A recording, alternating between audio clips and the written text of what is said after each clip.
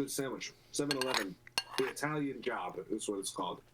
Dude, you got a 7-Eleven sandwich? My mom got one. You are wilding. This is not Japan. Man, fuck it. It is what it is.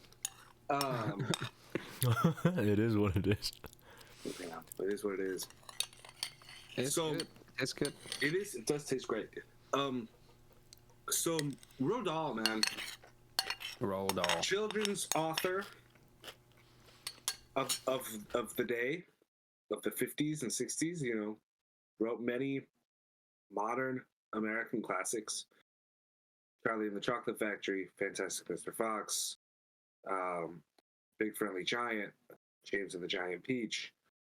Many, many, many stories that we were exposed to without even knowing who he was or what was going on. Roald Dahl, man, he was the guy.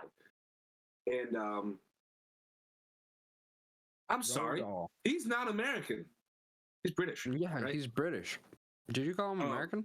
Oh God. I think I did. But America's definitely it was at the point where, you know, we were all jumping in. He wasn't a stranger to America. Not a stranger. I grew up reading those books for sure. And there was a sense that they're like kind of classic literature for kids, you know. And so that's why recently it alarmed many people when the publishing company announced they were going to re-release the books with a with changed wording, you know, changed material throughout. And they said it's not to change the ideas of the stories and the general plot, but certain phraseology that was used at the time is no longer appropriate. Wow. And they started just editing ideas and, you know, that they deemed as offensive. And it was pretty wide ranging, you know, like some of them being as simple as like in Charlie and the Chocolate Factory, Augustus Gloop, instead of saying he's fat, they said he's enormous, because fat's offensive, but enormous is somehow okay. You've got the wit from the story, I think the witches, saying instead of old hags, you said like that old crow, the old crows. You know, so changing hag to crows, and it's really I love the word hag. It's like, I use it all the time. Things like that, and you kind of debate: was hag offensive? It's a pejorative, female-based, like feminine term, I suppose. Crow also seems weirdly feminine and offensive as well, in the same exact way. It also feels anti-Semitic. Wait, no, I'm sorry. Not anti-Semitic. I didn't mean that. No, but they're the crows in Dumbo. So it actually feels like it's a Sambo. Yeah. It's a Sambo figure. No, totally. I was following you there. So actually, Dumbo's a good counterpoint. So you've got all these stories that they're re-releasing, and many people think it's because Netflix bought the publishing rights because they want to make movies for Roald Dahl's films. And they know there's going to be inherent backlash. If the movies come out, people are going to want to buy the books. And if the books come out and they have this old material, that's problematic. So they said, why don't we re-release the books?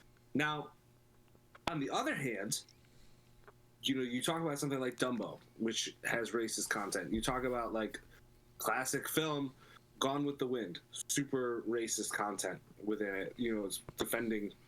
You know, it's about people who lost the Civil War and they're portrayed as heroes. That's a very nutshell portrayal of it. But it's really about the end of Southern life as they knew it at the time. That's what the story's about. So many great stories written about that. Yeah, the end of the antebellum period, right? But nowadays, you know, you'll get like HBO has a warning before you watch Gone with the Wind, and they talk about some of the racist contents involved and how black people are depicted for better and worse.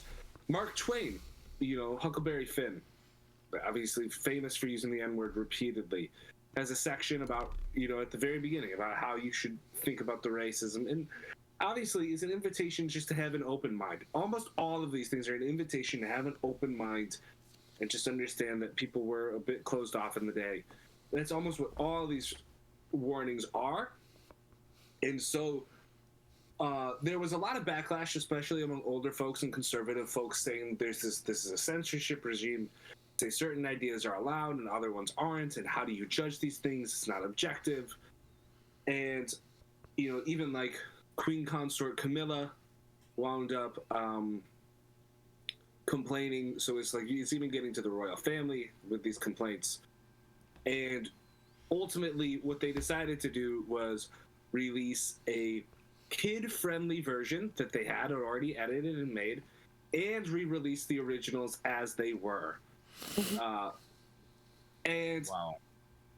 So that's why it sort of sparks this debate to me, like, hey, are the old versions of Roald Dahl's books no longer kid-friendly? Wow. Right? Are they no longer kid-friendly? And is it appropriate for a company to do this? And, ultimately, like, if you're at the store, which books would you be picking up? And so, yeah, I'd love to just, I wanted to set this up as a debate between you two, where I'm more so the moderator, and just kind of asking questions between you guys. But I would love to just get your opening remarks. On a note, Roald Dahl was a spy for England against America, and you called him an American, so take that. So it worked.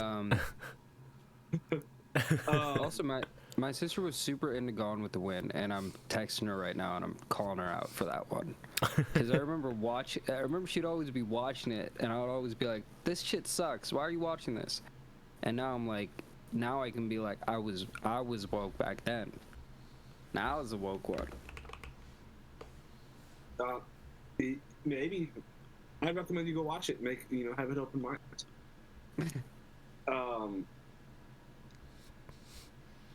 But yeah, no, that movie's not very anti-slaveholder. We'll put it that way. Does Josh get the first statement? Josh goes first? I was thinking Josh would get to go first because I know what his position is and I don't know what yours is. And so if Josh goes first, then you're going to have the chance to change without... If Josh steals my position, I'm going to be so fucking upset at him. I'm going to be upset at you. Both. All right, I'm for the censorship. I'm down with it. Yeah, I'm okay with rewriting Roald Dahl. Yeah, especially the way they have it proposed. If they're gonna rewrite it and then they are going to re-release the originals in their imprint, in their original format, untouched. Like, I think no harm.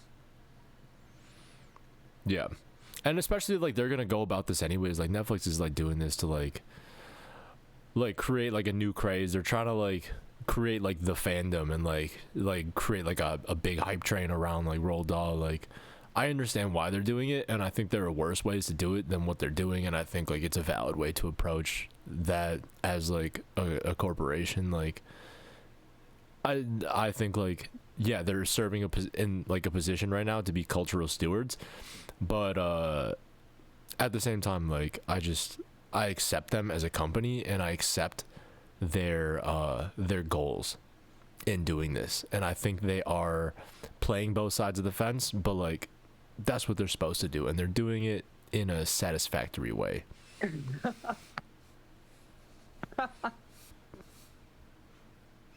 That's fucking awesome. They're doing it in a satisfactory way. I'm satisfied.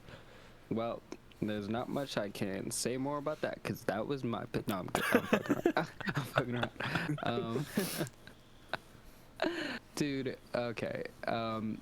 It comes down to a few things for me. One, let me be very clear. This is not a conservative versus liberal debate for me. One, because of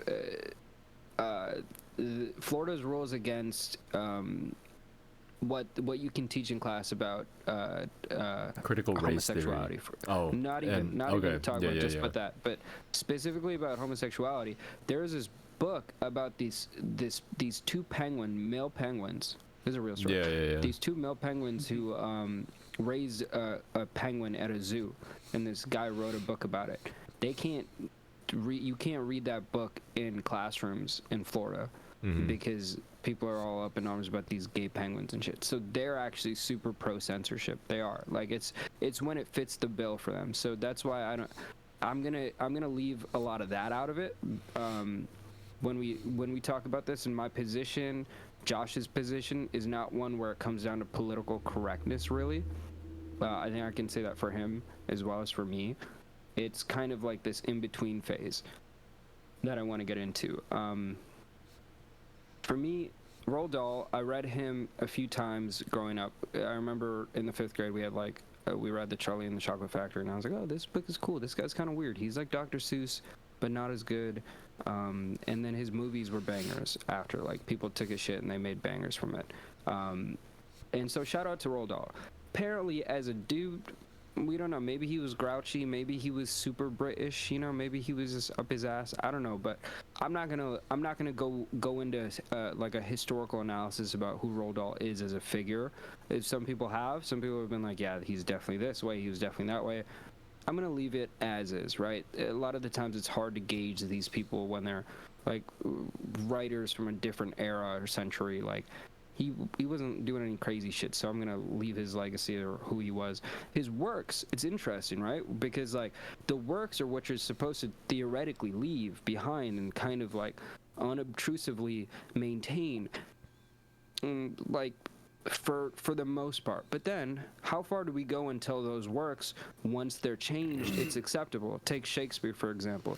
If you took a Shakespeare text and then changed a bunch of shit because it didn't make any sense to nobody who was reading it, I'm sure a bunch of people would be upset. But to be honest, it's cool if you do it in movies. You know what I'm saying? So the question is, are these books, right, creating a kid-friendly version, creating one that isn't, is that acceptable?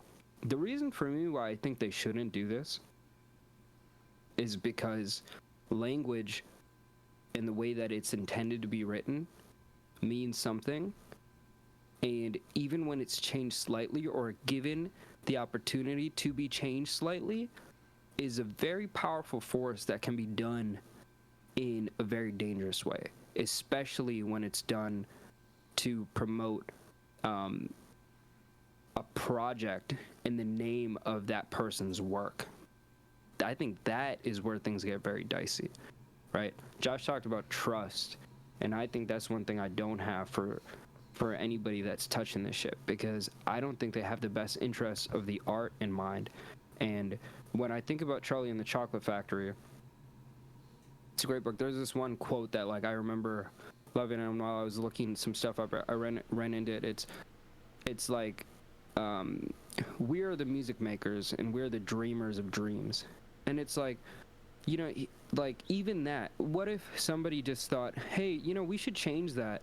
Instead of music makers, they should be trumpet players or something. Or no, maybe they're not the dreamers of dreams. Maybe they're like the nightmares of nightmares or some shit. Like I think the liberty of even going down, okay, well, old hag is mean, so we want to shift it to something that's a little nicer.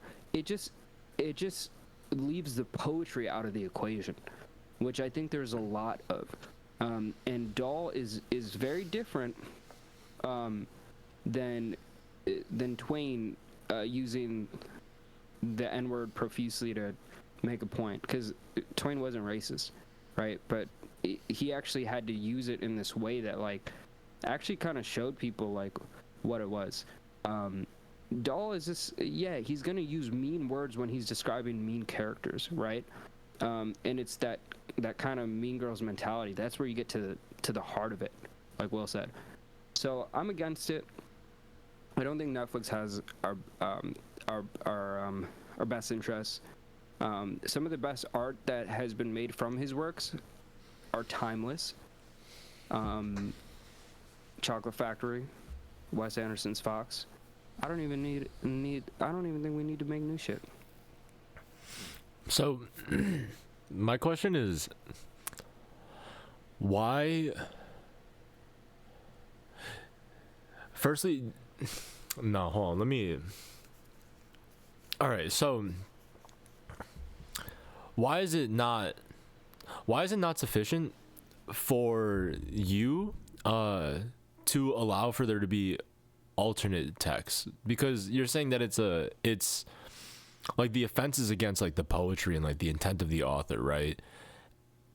But I think if you leave the author's work intact in one form, right, and then you like have another release, and like that release can like it'll be known and advertised as like not Roald Dahl's property. It's not Roald Dahl's like intellectual work anymore. It's been edited and changed and filtered through a lens, right? It's almost like this like work enters into like the public domain in a way, right? Like Roald Dahl's like creative vision, it's become something so ubiquitous to us as a culture that like it's something that we collectively own now, and like we collectively participate in a retelling of, you know? And these are stories we don't want to leave behind because they're so evocative, but so we want to evolve with them, right?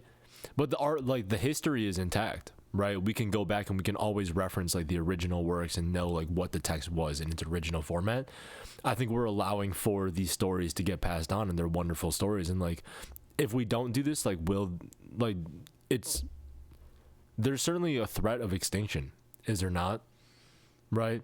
If we don't preserve Roald Dahl in this way and like allow for his works to transform with us and like allow him to carry these stories forward, then we lose these stories, or we risk losing them. I think like as a point of like analog, right, like you can just take like Hans Christian Andersen stories, right, like classic fairy tales that are retold by Disney, right?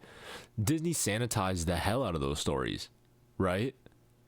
They sanitized the hell out of like Cinderella, like The Little Mermaid, you know, like all these things, like they took all the gore and the horror and like these like gnarly bits of like these stories that are otherwise like very like, they're almost like Miyazaki kind of like fairy tales, right? Like they're meant to like scare children because like that's kind of the evocative part of them. And like they turn them into like these very like sane sorts of fairy tales for retelling, right? Because like that's the way that we could approach them in our day and age. Those are the ones that we remember. Right, those are the ones we remember. Yeah, and then we can go back and we can read the Hans Christian Andersen for anyone who's interested in like wants a historical excuse me, who wants like a historical truth, right? But like the Hans Christian Andersen stories, like the way that they never would have survived like the hundreds of years between the time when they were written to like now, like being able to be retold and these characters still living. Like there's an immortality in art, but like to preserve that in a lot of forms, like that art needs to change. See, I think we've already done that. I think we've already done that with Roald Dahl's works, and Tim Burton tried to do it with Willy Wonka and the Chocolate Factory, right? So he took a book that was literally called Charlie and the Chocolate Factory, and to our generation, if we hadn't read that or seen not Gene Hackman, but I'm forgetting the guy's name, Gene somebody, but the 1970s film, Charlie and the Chocolate Factory, we would assume it's Willy Wonka and the Chocolate Factory, right? Because that was a movie we were given, and it was deeply different, right? And it wasn't necessarily sanitized, but it was somebody else's vision, like you're saying, taken from like this route, and then said, okay, we need to translate it because he needs to move with the times, people. We need to make these Oompa Loompa beats like super banging and shit, and we need to have the Taj Mahal melt in CGI. So we've already done that. We've commodified the goods of Roald Dahl. And what I think this is a little different, where this is kind of like making like a Hans Christian Andersen or work, and then saying, yeah, it's still him, but we're gonna edit all the shit that he said, and we're gonna present it just as the friendly version of his works. And that to me is the difference, where I would rather us have works that are preserved so we can go back and be like, hey, did you know that Pinocchio was actually a little piece of shit? Yeah, you should read the OG Pinocchio, because that shit that you were fed as a kid was all BS. And then you can go there instead of like not being able to have that dialogue because your parents only showed you the kid-friendly version of the original Pinocchio and saying, hey, this is the text from the guy, you know? I think we're always given opportunities, but when we come to the root of censorship, because I agree, his stories are pretty crack, Roald Dahl. They should be able to be dispersed in ways and translated and given at will. That's a great thing. Great works get to live on. But when you bifurcate the actual source material, that's what I think we need to not do. Because what we're saying is, okay, yeah, this is because, forgive me if I'm wrong, Will, the kid-friendly version that we're talking about still says Roald Dahl on the cover, right? So we're giving his book, his original words,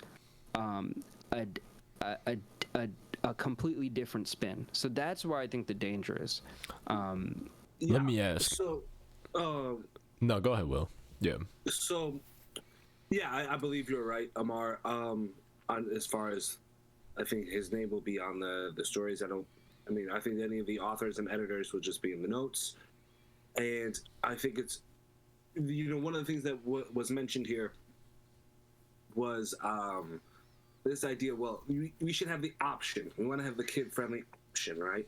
And we've got both, which one was a point of compromise. I just want to remind, just for the record, like,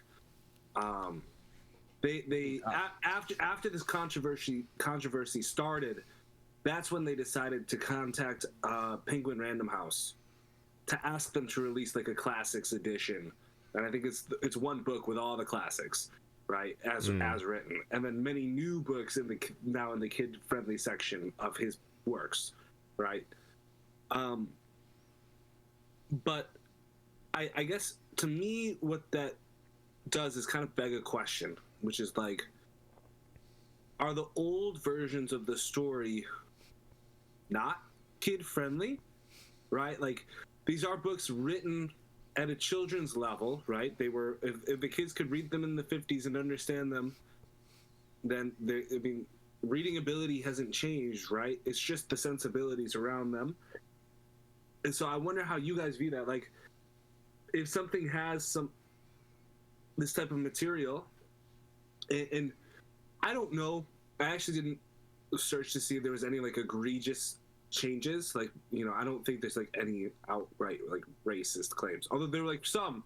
Originally, I know Roald Dahl originally wanted the Oompa Loompas to be pygmies, and like they were changed to like orange people, right? So like, right, but like it was based in like real like racial history in his conception, and then like people have said like, oh, the Oompa Loompas are like slave labor and things like that, but and had they been real people, that would have been more of a concern in this story.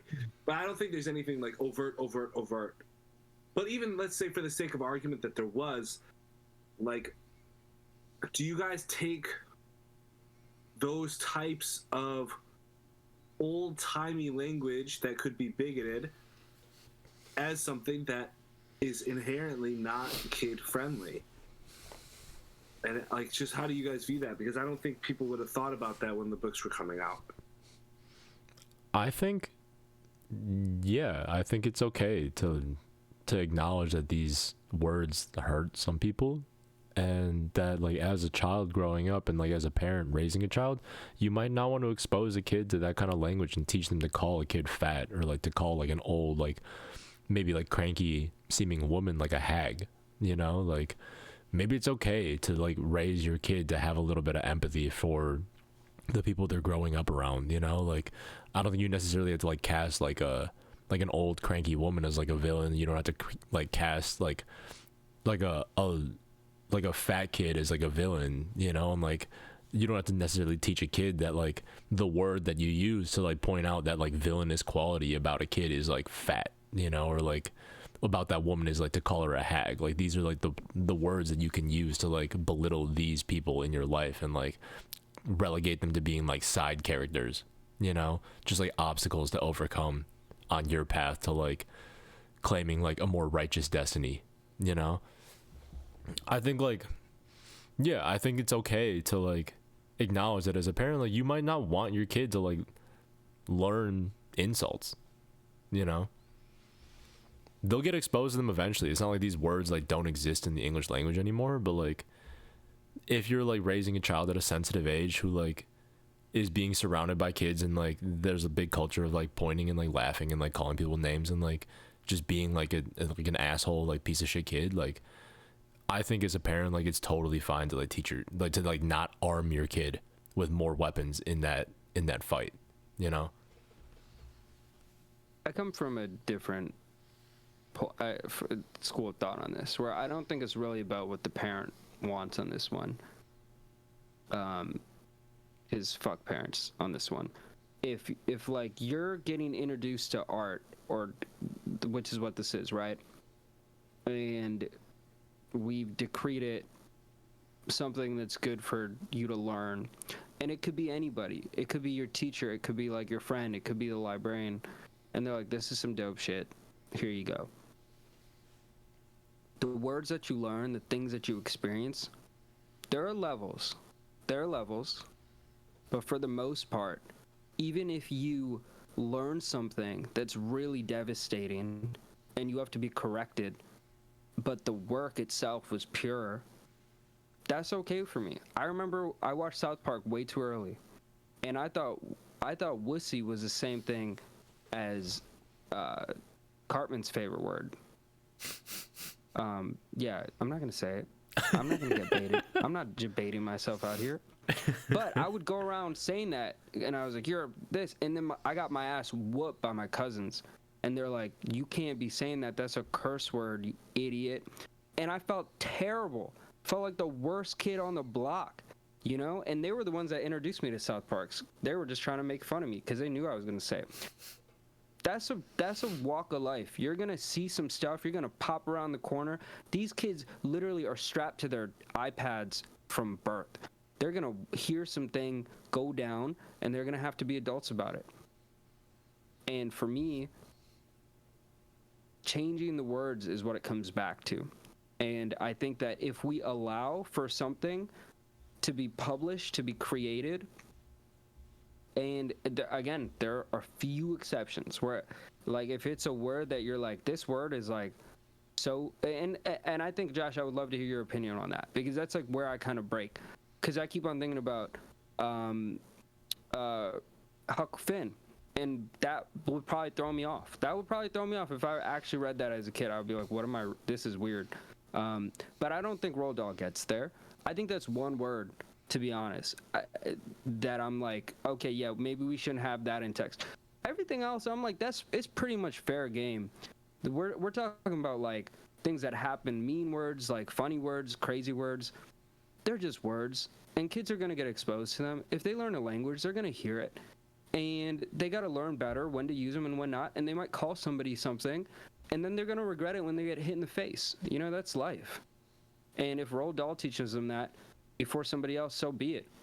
But to change it, to neuter it, to say this isn't actually what we want for you to learn, so we're gonna take it away, and then they go on their iPad and there's no safe search button, and they're hearing all the worst shit known to man happening. What's the point? Why are we censoring these words for the taste of somebody's, you know, like purity? I think that's a crock of shit. But my argument, again, it falls apart when it comes to some words, like, for real, because I'm super confused about that. Well, I think that's that's definitely a valid point, and that's a complicated one in itself, right? It's like, you know, our family, we have the XM radio, right? And so Hits 1 is the first channel, and generally speaking, they still go by like the old radio standards, right? Like, they really only play like your top 40 hits, and the ones that have curses, they censor and things like that. There's certain stations that'll censor, but like Pandora Radio, the second channel on XM, right? Do they play all the hits, and they don't censor anything? And man, like, they've been playing so much Drake and 21 Savage, so much Her Loss on the second channel, and they don't censor it at all. right? And so my mom's been hearing more dirty lines from Drake than she can even imagine.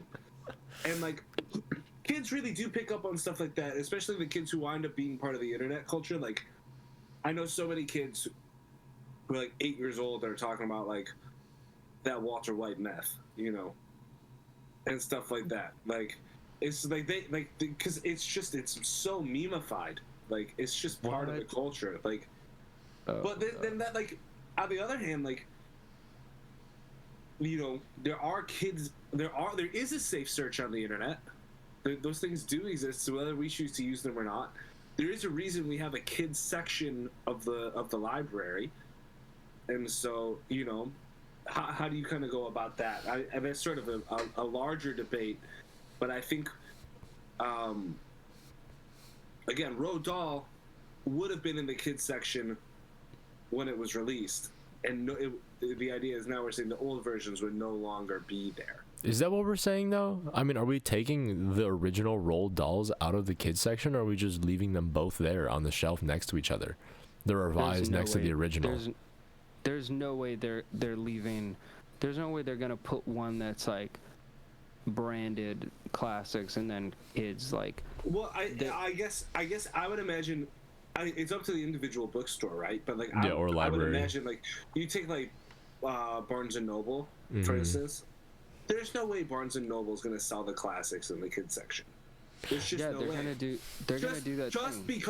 Just because you now, I mean, if you think about it, just from the context of this conversation, like, because there's this debate on bigotry around the old wording, right? Like, do they want something that people are knowingly concerned about something's bigotry in the children's section?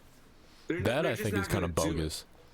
I would straddle the line on bogus there, because like I just think like Roald Dahl is a kid's work, and like it's targeted for kids, it's intended for children. Like that'd be like taking like Mean Girls out of like YA movies because like somebody's offended by Asian nerds, you know. Yeah, nobody's gonna go into the, like, first of all, the Barnes and Noble's classics or whatever they're gonna do, Penguin's classics, like those are where like great works go to die, to be honest. That's true.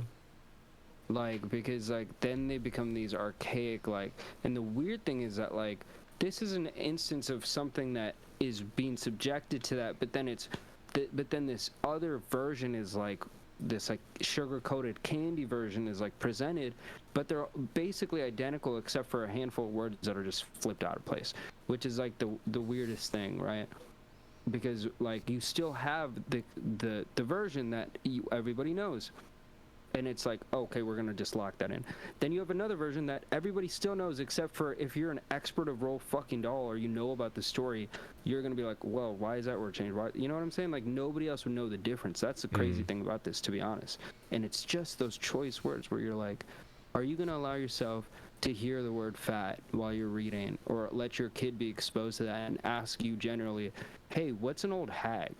And you're like, okay, don't try not to say that word. It just basically means somebody that, I'm not even gonna tell you. Like, it's a tough conversation. You just have to have a tough conversation with your kid. Maybe you're a teacher, maybe you're a parent, maybe you're an older dude, maybe you're the kid and you fucking Google it and then you find out what an old hag is. Like, you're gonna figure it out either way. But like, I think this is an interesting thing Josh brought up, and when we were talking about Dumbo, because okay, if they changed old hag to old crow, it's like this one thing where it's almost like this ableist definition argument too, where we have newer definitions of words that are need to be defined by our current predicaments, which is a very real thing, right? For like a lot of words that matter. For example, the R word was cool when we were kids. To describe a certain person of mental capabilities, it was a rude word, but it was actually used in a lot of contexts, even from the 2000s. Like, that's insane, and now we know it as a very condemning, awful word, and so that's a real thing. But it's like, you're creating these definitions where you're like, oh no, okay, like somebody's behind the editing book saying Old Crow is cool, but Josh and I had the same exact thought when we heard that, right? We're going, oh, you think hag is pretty offensive? Well, I remember that there were crows that were like black people in Dumbo. Motherfucker, go fuck yourself. You know what I mean? Like it. You almost like are leaving it up to editors that obviously still don't have an inclination on how to solve these problematic words. That's the difficult thing too. Yeah, that definitely is a piece of it. It's like, how do you, if we're changing things, censoring things, like, who's deciding how that's supposed to work? And ultimately, the public, and from a legal perspective, obviously, the publisher has the right to do that. You know, everyone's free, and people are free to pick their version versus the older versions, right? And that's part of this compromise that they had. So that's definitely all things to consider.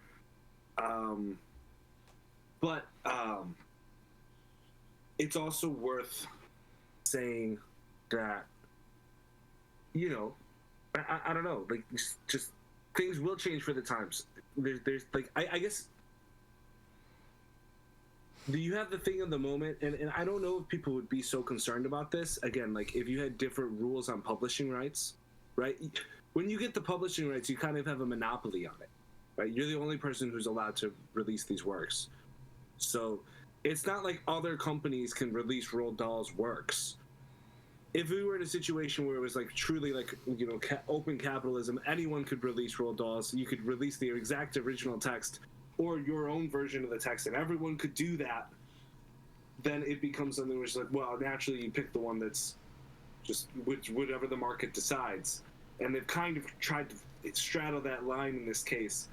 But generally speaking, you don't really. There's only like. The publisher winds up kind of having a monopoly on how this stuff works because they're the only ones with the rights to the stories. But that's always been the case, you know? It is. That's true. Yeah. I mean, Disney always pushes back copyright law because they don't want to lose Mickey Mouse. That's always been the big... Every time Mickey Mouse is about to become public domain, copyright law gets extended.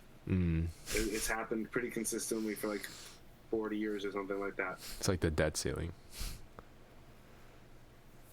Yeah, the Mickey Mouse ceiling.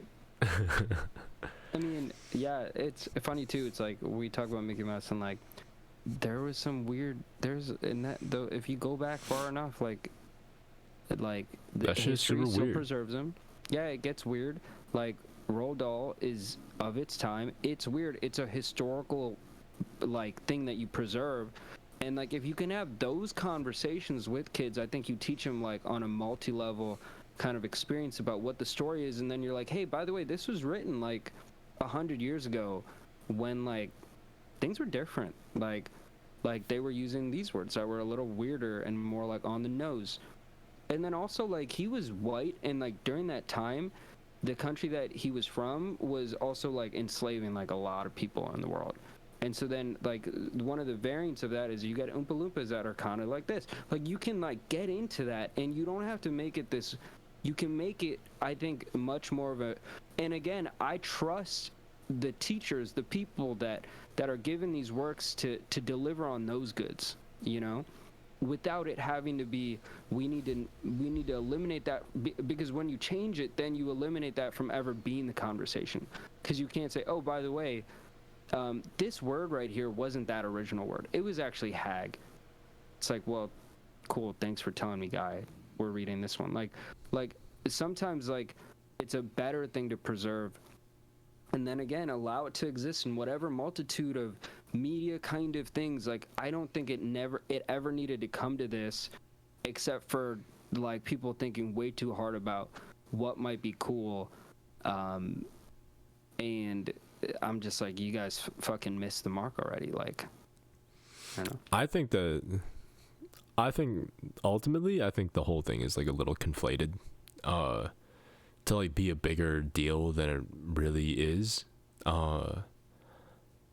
Also, like, what I mean by that is, I think that like people imagine that this kind of censorship just like tears at the fabric of society and culture, and that it opens a door that allows for like companies or like whatever political agendas to like reach their feelers in and then like edit history in a very Orwellian way, you know, like they can like just like very subtly like reshape our culture in their image, and like it's a sort of like propagandic brainwashing, like just like painting over of culture in a new image, you know, so everybody very like subtly and like maliciously just like falls in line with the image that they see, you know. And like I don't think that that's necessarily like something that's like not like a real fear to worry over, but in this case I really do think that it's small potatoes, you know, because like we're talking about words like it's hard for us to even really point to these words and say that like these are the words that like we want to call offensive, right? Like we do have to draw a line somewhere and say like this is too offensive for us to print, right? Like if a work like let's say like in Mean Girls, for example, like someone said the R word, right? And like the discussion was whether or not to like go back and like revoice that moment in the movie, or like just cut like a scene because like that word slipped out in the writing of that movie because it was like a word that was tossed around like in high schools at that time, you know. Like there is a point where you have to point to a term and say like that's too offensive, and like I think like this kind of sits on the fence in like our climate right now, like specifically the word fat, I think is like kind of like sitting at that juncture, right? It's something that like I think like our culture is still like opening up to, this idea of like being sensitive towards like plus size people, right? Like to like not be able to use the word fat to like publicly like in a large way to just like open up like ourselves to like stop using ableist words and stop using like fat shaming words, you know. Like I know there was that whole thing over like Beyonce having to issue an apology over like using the word, what is it, spaz, right? Do you guys know what I'm talking about? Yeah, I right. remember that. And like she like went back and like changed the song, you know, because she didn't like, because like, or actually Beyonce didn't, right? I think Megan Thee Stallion also used that word. Lizzo. Right. And Lizzo, right. Doing it right after. Right. Yeah, Beyonce did it right after Lizzo, right? And then Beyonce, I don't think went back and changed it because she was like, I'm not going to. And then I think Lizzo went back, issued an apology, and like changed something. I could be getting that wrong, you know? But like that's a conversation, and like that's like opened up, and like I don't think it's like crazy necessarily, like, and like it like sucks because I like to use the word spaz, like I was like a user of that word, you know, and like I don't know, like I still might like that word still slips out, and like I think it's like a good example. I just want to circle back to that one for a second because I remember that very vividly. I thought that was a fucking ridiculous claim to say that was an ableist, you know, term. I think that's absolutely ridiculous. Just because it's like, okay, they're saying, okay, because people, you know, with disabilities have spasms and therefore it's ableist towards, you know, like saying like, oh, saying that's not desirable. But first off, everybody has spasms. Everybody's muscles spasm from time to time. It's a human function. And it's not necessarily saying anything about people with those particular like diseases or problems, if they consider them problems, or maybe they don't consider them problems, in which case, you know, whatever. But like, it's not directly trying to make a claim about that. And even if it's not ideal in those people's lives, then it's not ideal in those people's lives. But it's like, that doesn't, then the idea of saying a word like, oh, I'm spazzing and that's not okay. Like, if it's not ideal, then it's not ideal. And that's just kind of what it is. Like, I don't really, and I can see why people, like, a lot of people just read that controversy and they say like, oh, spaz isn't cool anymore. It's not okay to say. And like, they don't really think about it. And like, I think some of that pushback, like, I think there's like a very healthy debate, maybe, or I like personally, I don't even think there's a need for a debate, or I think it's a fine word, and so when you look at some of these changes, like again, it's just like who makes these changes and why, like. I think in that case, like, I think there are like people who are like disabled who are saying like that word hurts my feelings, and like I would like to be able to listen to this song and like party along with the song and like enjoy this moment with everyone else, but like when I hear that word, it hurts me and like I stop dancing, you know? Like the same way, like I think like it's like, in the same way, like I think like we had this debate also like 15 years ago when like the R word was canceled, you know, and like even I like then was like, damn, that sucks, because like I liked using that word as a kid because I thought it was funny, like it was just a word I leaned on, you know, like. And everybody's the R word. Real quick, so Mean Girls did have Mean Girls has a lot of offensive words in it. Yeah, I'm pretty sure it does. Like has the R word in it. Like they. But yeah, MTV bleeps it out, and like yeah, if you go in it, you just watch it, and you're like, that's a made-for-TV version. It's funny that like people like allow that for like TV and like radio, right? Like you can have a radio version of a song that like just cuts out all like the shit that like parents don't want you to hear. Like you have like a TV edit. Like these things exist. And you have a book edit, right? And that's like the one thing everyone's like, this is literary canon. You cannot have a different version. That's fucking bogus to me, because like I'm just like, what makes books so sacred compared to like music and like television and movies? Like, why is this something that we can't go back and like and touch up, like for the sake of like because everybody will know, like it's not like when you're watching a made for TV version of a movie, you know that it's made for TV. When you're listening to the radio and like you hear people like bleep out shit, like you know that's the radio version, you know, like when you hear like forget you versus like fuck you, like you know that's the radio version of the song you're listening to. That's one of the worst things that I think ever happened to that track, though. For sure. Because for sure. When I heard it the first time, I was like, this song is so good. It's one of the most pure songs. It made me feel every emotion I wanted to feel as a 15-year-old. And then all I ever fucking heard with other people around once the song blew up was, forget you. And I was like, this song fucking sucks. Yeah. It's like a fucking trash version of it. Right. So that's one thing. The second thing I'll say is that the words hurt. Like I'm not here to say that words don't hurt. Like it's real. Like yes, spaz is a mean word.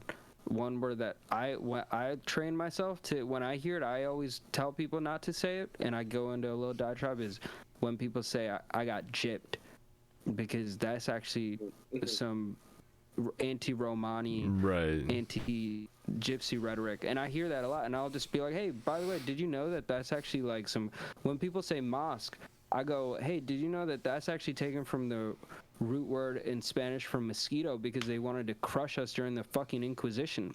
Yeah, and we call that shit all the time mosque. But if I can tell somebody to call it a masjid, I'm just like doing a little bit of work that rewrites a little bit of super painful history, right? I think you can always have things that are that, and then you can always stop somebody and be like, hag's a horrible word, mate.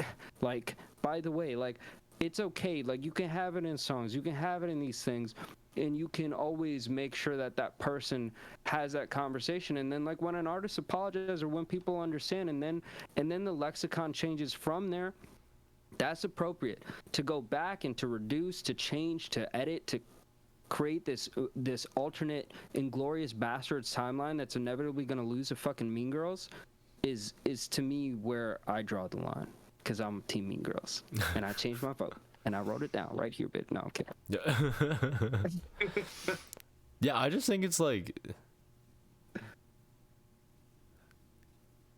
it's just like okay to have lame shit floating around in the universe, you know? Like here, all right. So here's something that I was thinking about like 15 minutes ago when we were talking about this, right? Like, let's like walk through the sequence of events that would lead to a child reading like the Netflix approved version of this book versus like the classics version of this book, right? Like the idea is like you have either a parent like handing this book over to a child, or like you're going to a library and like a parent is like looking for a book to read, or like there's like a book donation or something like that, right? And like someone is trying to like get you to like, and like there are like only like a certain number of books that are in circulation for like kids to even read in the first place, right? And like they're always like the like really popular like canon kids books, you know? And you have like a parent who like decides like they want to buy some books for their kids, right? So they buy like Roald Dahl, and like a parent might decide to buy like the original classic version of Roald Dahl, which I think a lot of parents would opt to do, because I don't think that this is really like a 50-50 debate. I think actually like there's more people who feel like you, Amar, and like feel like they would prefer their kids to read the original text. And like if I was a parent, I would prefer my child to read the original text too, you know? That's just like my parenting style, you know? And like parents have that choice, right? Like if they're supplying a book to a child, right, and they're buying that book, they can give this kid like this original version of Roald Dahl, right? Or they can choose to give them like a slightly sanitized version of Roald Dahl, and like that's another choice, and like that's a way that a kid could end up with that book in hand, right? One thing that I think like you would object to more is a kid who is not so guided by their parents' tastes and by their parents' decision making, like a kid who's just like let loose in the library to walk around the kids section and like just pick up whatever book looks cool to them, right? And they grab like a Roald Dahl book on a shelf in the kids section, and they're like, oh cool, like I heard Roald Dahl was cool. Like maybe I watched Charlie and the Chocolate Factory, or like Willy Wonka and the Chocolate Factory, or like my like older sibling like loves this movie, so I want to read the book, you know? And they grab that book off the shelf, and the only option on the kids shelf is the Netflix approved version of this book, right? And they never even knew, because like this is a child we're talking about, that there was another version, right? That they don't even know that they're grabbing a sanitized version. And outside of like the freedom of choice, they're reading this sanitized version of this book, right? And like in some way, like maybe they're getting a lesser experience for having picked that book up, right? I think that's like the point of consequence that I would like discernibly isolate, you know, in this situation, is a kid like guided by their own freedom is no longer allowed to like run into something that will like freak them out and like offend them or like teach them offensive language, you know? Right. Yeah. And then I just want to piggyback on that for a second. I think it's just that idea, given that situation, it's also just like, just thinking from a school perspective, like I can't imagine any teacher, now that this has all happened, like imagine if you're a second grade teacher and you put the classic Roald Dahls in your library. You're like taking a making stance. a statement. Yeah, you're making a statement as a teacher, right? And a statement that could offend parents. I hear you. It could piss off parents the other way. I'm not trying to say, I'm sure, you know, like any teacher wants the sanitized versions in there, like they're going to get conservative parents calling and complaining as well. But hilariously, like, I think in Florida they would probably go with the classics. I have no doubt that, you know, Governor that's Florida's DeSantis will be pick. checking off the classic editions. Yeah, Hag, Like, go ahead, say it. Fat, you want to say fat? Go for it, kid. well, don't I've combine been- those words. A fat hag? Fat spazzy hag?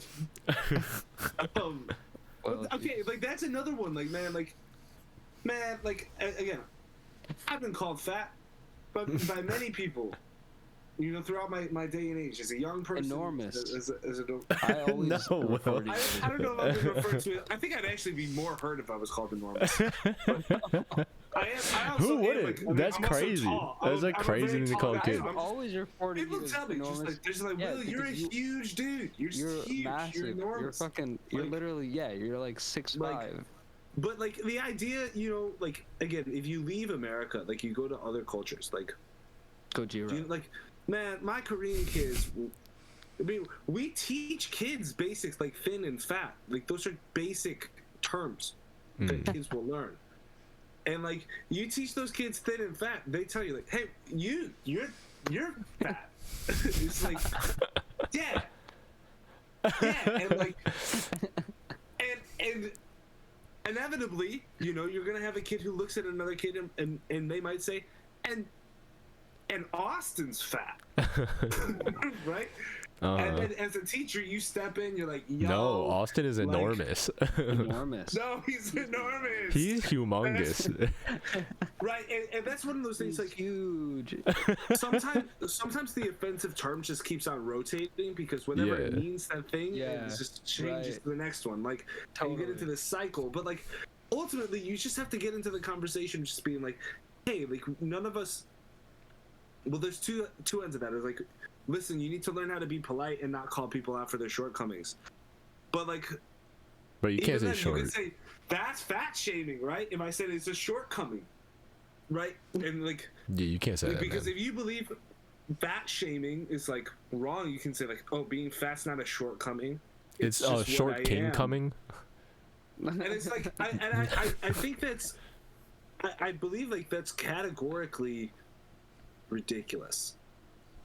Like, obviously thin people, healthy people are closer to an ideal, and like, I'm sorry, like, you can't, like, that's just basic biology. You can say like society will accept you and not judge you, but people will be able to notice like, hey, you've moved from a social standard, and like, you can't expect it to, that's suboptimal.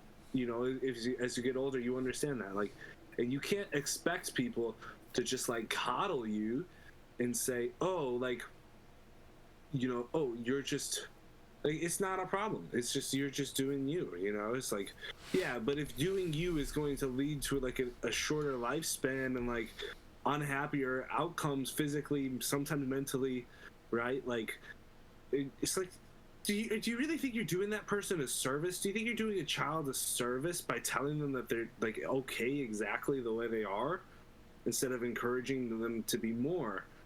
And like, I don't think that really exactly ties neatly to the Roald Dahl debate, but it's like, in some ways, just the idea that we're gonna like say like, oh, we should get rid of these harder thoughts for our kids. Like, I do definitely agree. Like, every parent has the choice in how they want to raise their kids, for sure. But like, I would love like, the ideal is the ideal in my sense, and I don't think there's a way around this. The ideal would be to have a kid who can look at those things and surmount, and understand the nuance of the conversation. Now, that's not necessarily realistic, and there's for in every case for every kid, and I think that's where in the debate lies. But like, there is an optimal way. Like, you want a kid who's smart enough to read these things and take in the nuance, and if you don't push them to do it, like, you kind of just deprive that from the kid. Can I derail this conversation just a little bit here? Because I think we're starting to touch on something that's like a little bit more like a broader issue. A good derailment. I think like derailment was since last episode we're constant derailing. I think we're starting to intersect with, I think, a broader conversation, and something that like I think actually is taking place outside of like just like cultural and like literary curation, and I'm talking about like management of like weight, like we're talking about like body composition. We're talking about like an obesity epidemic, and like how I don't know if you guys like heard about like new guidelines in like battling the obesity epidemic. It was released by like the Department of Health and like the CDC like 2 or 3 weeks ago, I think. I don't know if you guys like read or heard about this at all. No, I didn't miss this. Yeah, so like now like the new recommendation is like there are surgical interventions that are being recommended in like extreme cases. There's like medical interventions, so like there are injections that like you can give to kids who are like struggling with obesity. Like, this is like specifically this is targeted towards like an epidemic of childhood obesity, right? So like the new recommendation from the Department of Health or the CDC, I'm not like entirely like sure of my accuracy on that, but there are like these like hormone blockers, or like I don't even know if it's like a hormone, but it's like a chemical impulse for like craving that the brain sends to your body, right? That tells you to like crave and like to feed your appetite and to get hungry, right? There are blockers for this, right? That like instead of like battling, They're pills though. There are pills. There are also injections. I think like the more common treatment is injections. I saw this on 60 Minutes, but okay. The one thing was that the 60-minute segment was paid for by the company that makes that. Okay. And the psychologist on there was like talking it up and shit, and she obviously was getting paid by them too. So that's the only way that I know it, because I was like, oh, it's funny that it's. Yeah, I mean, but we're shit, man. Right. I mean, this is like this is the party line right now. This is like the winds of change. You know, like it's coming from the top down. Like this is like the most like this is like government sanctioned. Like this is how, as a culture, as a government, as like a society, we plan on tackling childhood obesity now. You know. And it's like, and like there have been like a number of studies and like over the past like decades trying to like introduce healthier foods into school cafeterias. Like there have been like initiatives to like bring like PE and like just like, and none of that shit worked. None of it worked. Like maybe like while these kids were in high school or something like that, they had like 60. Right, exactly. As soon as they left that environment, like it fell apart. You know, and they all fell into the same pattern. Judge, I feel like I'm talking over you, but one thing I will say is I think time will, like, dude, if these end up being like a miracle drug thing or scenario that doesn't lead to any complications, like specifically with hormones, like, because you're talking about kids, so it's like these some of these kids haven't gone through puberty and stuff, so it's like it's not hormones. Okay, yeah, it's another kind of like chemical signal that's sent from the brain. Yeah, right. Okay, but well, chemical signal sent from the brain. I know. Yeah, it sounds like a hormone. So I don't know where do you draw the line. Yeah, I know. Yeah. So, but what I'm saying is that yeah, like there can be guinea pigs. I mean, it's interesting that you mentioned that, because there is spillover also, because a lot of these medicines apparently they also help with other kinds of impulse control, like drinking, like cigarettes, like other addictive sort of like impulsive activities. Supposedly there's like a decrease in like that kind of activity because it targets specifically like a signal from like an impulse center in your brain. So it's not like laser targeted to just affect appetite, you know. Well, you know, that's interesting because as a matter of fact, like assuming there are no a matter of opinion, assuming there are no side effects, I would have believed that that's probably is a wonder drug. That's pretty amazing. Have you guys heard about the marshmallow study? It's super famous. But it's this basic thing where it's like, you know, they've studied like impulse control in children, and like the idea of the experiment is they put a marshmallow on the table, and they say like, "Hey, don't eat this marshmallow," and if then they leave. And then the kid is left looking at the marshmallow. Dude, I used to love marshmallows as a kid. The question is, will the kid eat it or not? You would have fucking eaten it. I know your ass. And then the doctor comes back, and if he hasn't eaten the marshmallow, he puts a second marshmallow. And so asshole, right? And then he says like, "Hey, don't eat the marshmallows," and that's how it goes. And they keep going. Dude, if you're a kid and you like don't eat the marshmallow, you suck.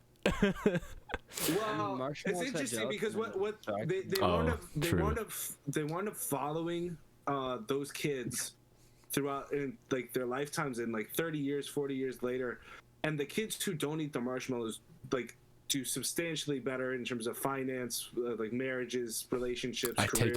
take back what I said. I take it back too. The kids with the impulse controls, they do so incredibly better. Like, whereas the the ones that don't, you know, who eat, like they get into drinking and drugs and lower socioeconomic status in general. So like I'm definitely in that. I'm a marshmallow eater. But it's interesting to hear like, oh, there's a drug that works on impulse, right? Like from that perspective. I was impulsing everything. I was the impulse king. But I think like the idea behind this kind of treatment. But like, it's just to finish that thought. Like, just a drug that like can take the devil off your shoulder for a little bit. Like, yeah, thank God. Every kid needs that. Just give him some of that good injection. Just inject that shit right into him, and then just he'll be fine. I mean, it's a lot better than like some of the other things that do, like cocaine, like Ritalin and For sure. No, that's why I'm like, bro, a lot of like impulse control medicines are like that too. Like they're like basically just like that's stims. The thing is, I've heard though, like that, like again, like these aren't new. Like it's not like right.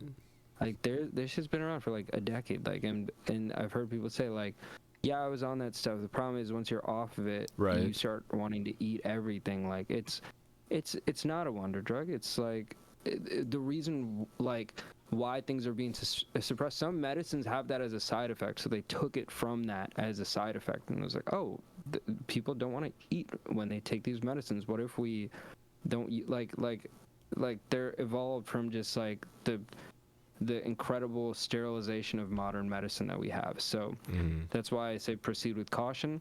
In some scenarios, like in certain cases, like you have I think anything can be on the table if you're talking about saving somebody's life or something, or like, you know what I mean? Like, because also like most of these food problems come from the fact that like some of these kids are just so poor that they're eating fast food all day. Like that happens. That's like a thing too. Like, or it's genetic, or it's something that they could work out every day and they'd still gain weight. Like, you never know. So, dude, I guess again, speaking from personal experience, I can say with certainty, like the term obese is way more offensive to a child than the word fat.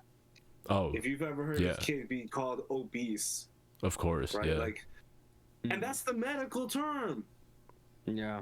Right? Well, that's why it's more offensive. Right. But if the medical term is going to be the more offensive one, the real term, they should make it enormous. We're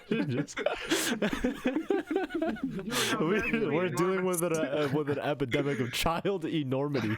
That's so much nicer. Like Netflix knew the perfect.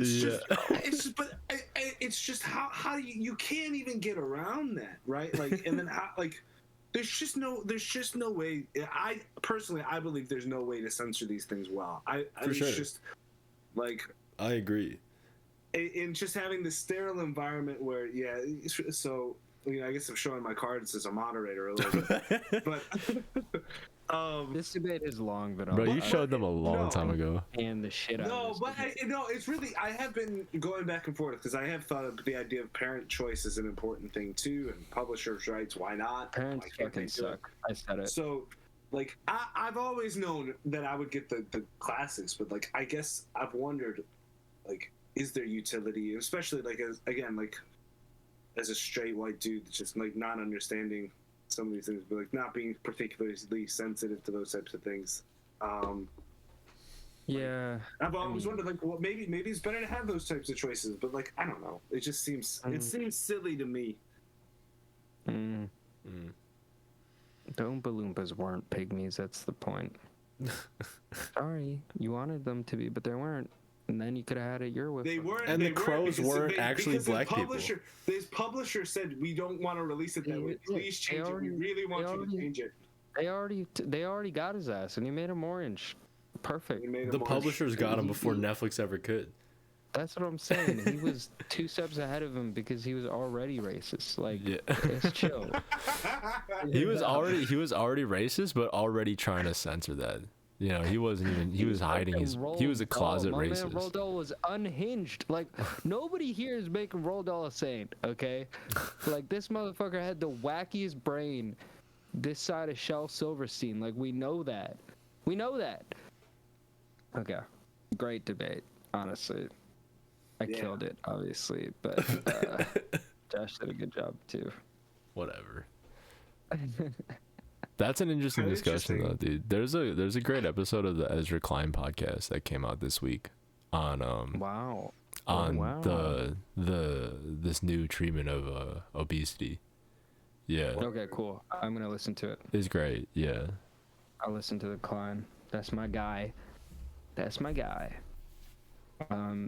Awesome. Lab leak time. No, I'm kidding. Fuck that. We're not going in there. I wish we could, man. I'm excited for it though. Are we about to do a 4-hour pod? No. No, It's already 4 hours. We've been live for 3.5. Jesus Christ. Yeah. Shit, If we go with Lab Leak, amazing. this is turning into a 6-hour pod. Dude, if we had some European frogs up in here, I would definitely go in right now on some Lab Leak. Oh, but yeah. Nobody's here. Yeah, some EU So frogs. once we get the EU frogs up in here, yes, we will stream until 2 a.m. talking Man, about that. I thought European frogs. I read an article earlier this week about frog legs, and about like just motherfuckers eating frogs, and just how like Frog legs they are only delicious. Really use the legs. Frog legs are man, delicious, they don't dude. Use, They're they don't so use good. the whole frog. They're not. It's not like you Yeah. know. Yeah. And then apparently they advertise certain frogs, and like they found this one company got they got like 97% of the species of frog wrong. Like they were like Wait, advertising. It's like I don't remember the name of the frog. It's like a specific species of frogs. Like this Right. big leg juicy frog. Right. Like with this name, and then they tested the frog. It's like not that species. Right. Not this. That's so funny. 97% of them. It was like all wrong. And it's because it's like even when it's like when they measure like freight of frogs, like frog by weight, and they don't ever ask about particular species. So frogs are just flying all around, completely unregulated market. They're just frogs, man. I will never eat a frog leg. I'll tell you that right Dude, now. they're so delicious. I would again if yeah. They're actually That's so gone too delicious. far. Yeah. They're actually so Chewy, man. delicious. I had them in Shanghai. So good, You dude. guys are They're so way- good. They fry are them up 10 like steps ahead of amazingly, me. man. They're crazy. Yeah. That was my Y'all best meal I crazy had in with that. Shanghai last time I was there. Motherfucking Shanghai frogs. Frog legs. I ain't having it. I'm not doing it. Don't. All right. Dude, remember when you made me eat monkey brain or whatever? No, it was like goat brain. it was goat brain. Yeah, and you like that was so brain. devious. No. That was so devious though because it was in high school. goat He told me it was like the best cut of like lamb or something like that, and he like put it on like a roti. Well, Samir and I, my cousin Samir, we kept him. We said Josh knew that it was gonna be some funky stuff. We didn't tell him what part it was, but we were No, like, you told me it was like this is like the nicest meat that you get at dinner. It's like the misremembering. best cut of yeah, meat. we didn't say we told you it was a cut. Like we were like we did not misrepresent. I didn't. No, ever it say was a this total isn't brain. misrepresentation. I didn't say you're not. There was a eating very brain. I it's a said- misrepresentation I said because you're you eating- very conveniently omitted the fact that it was a brain at all. But you loved it. I did. I mean, yeah, because I'm just like loved it. I'm like that guy. I'll just eat the food, you know. loved it. And it's So yummy. I'll eat it again. I'll eat it again. I'm just saying that was some devious Some shit. good head, bro. Yep. Some good goat head. I got head from a goat in high school. It's always nice when you eat good head. No. I miss rap. Let's talk about rap. Dude. I almost brought up rap. Oh no. You guys hear about Ja Morant? Yes, I don't give a fuck. So stupid, Well, dude. doesn't care at all. Yeah. I don't even know who he is. Whatever. I didn't know who he was until this controversy. Well, you don't give a fuck about sports. No. Okay. All right, we wrapping up. Yeah, we signing off. Yeah, well, we gotta do our thing, Got right? to. It's so Okay. late. Yeah, Sign we gotta off. do our little Ezra Klein show sign off. You know, as okay, with I'm every gonna make- podcast, what are Thing of three the week. books? What are three books that I'm you gonna would make recommend to the audience? No, I'm gonna shut make up. it quick. I'm gonna make it quick. I just finished Gomorrah, la serie Gomorrah, the Nice. Italian series. It's on HBO. It was incredible. I almost cried. It was so good. Nice. Okay, Josh. I was just like really informational this week. That I would recommend like the Ezra Klein show podcast episode. Like I thought that was one of the more interesting things I like I engaged with this week, because it's like a super new conversation. I think it like kind of teaches you like how people are going to be talking about like obesity for the next like 10 years, you know. Like I think it's going to become like a big part of public debate. Also Dope. Caliucas record. Good. Good okay. That'll be me. That's me. I'm looking forward to it. Masego, self-titled. Masego is back. Yeah, I've been waiting for this record for a hot minute. I got really into him while I was out in Korea. And I knew him from before that too. He had some songs blowing up. Like Mystery Lady is one of my favorite songs of the 2020s. So far, I actually think it's so much fun. And lyrically, it's a lot smarter than you might think. It took me forever to actually start listening to the lyrics. But that song is fucking wild. Nice. And this album, he brings out more of that. You know, he's a multi-instrumentalist. Brings out just a lot of nice tones and sounds to the record. I really enjoyed it. I'm excited to listen to the last song on the album because it's called Eternal Sunshine, Fire Pit. Nice. Hey. I was like, that's a cool track title. The only thing I remember about it did feel a little short. I don't know. Let me check how long it is. It ended a little quick for me. 44 minutes though, so. Nice. All right. Yep. All right. Shit. Cool. Step. All right. Good night, guys. Peace. Yeah. Talk to you next week.